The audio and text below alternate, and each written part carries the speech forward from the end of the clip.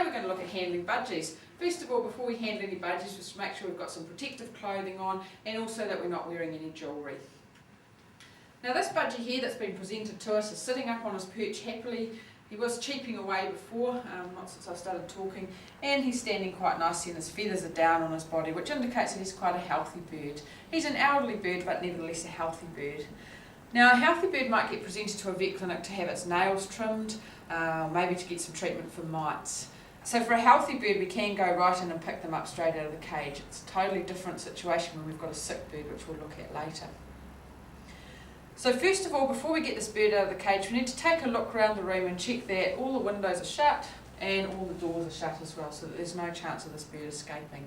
The other thing we should do is turn the lights down to make sure that there's less light in the room, which actually makes the bird less excited. We won't turn the lights off today for the purposes of the filming. So the first thing that we want to do is remove anything out of the cage that the bird can jump onto and make it more difficult for handling. So,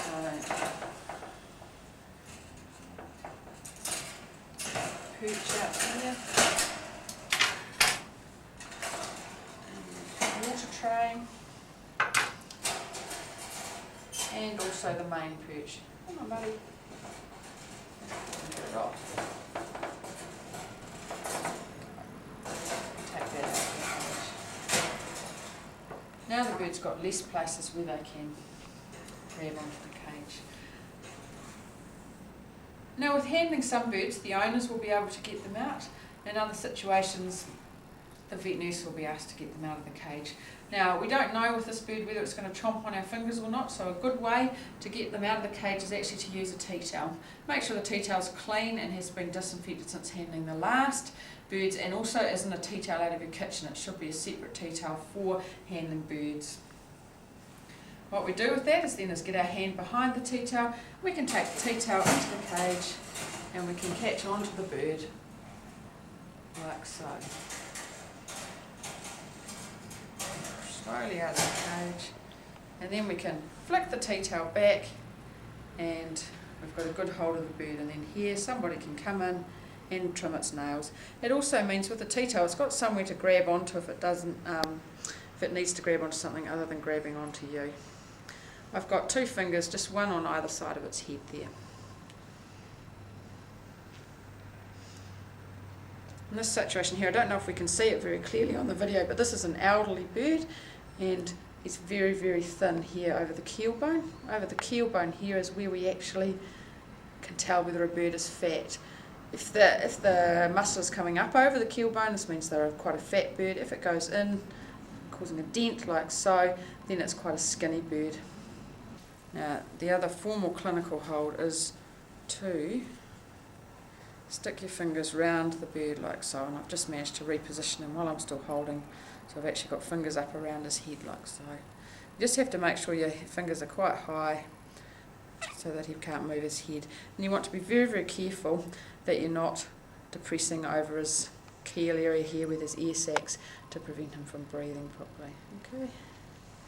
So we'll just put him back into his cage and we'll let him calm down. Birds are very, very sensitive animals and they don't like a lot of handling. They get quite stressed if you get in close to him. Now you can see that he's actually breathing quite heavily. He's a little bit upset about that handling that he's just had.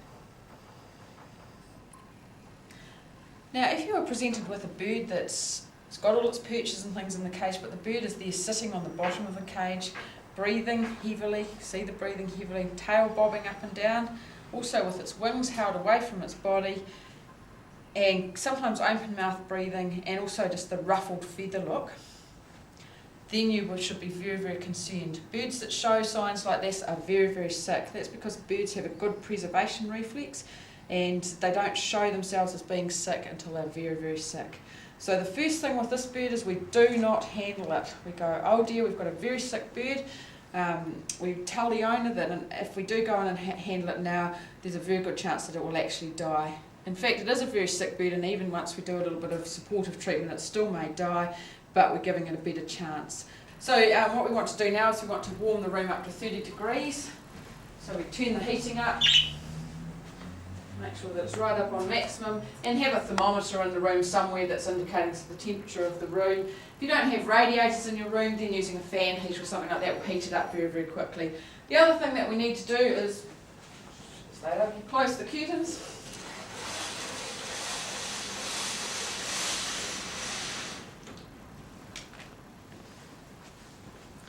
Make sure all the curtains in the room are closed, and also switch out the lights so that we darken the room, and we make it a little bit darker for the bird as well by covering up the cage, reducing stress and noise.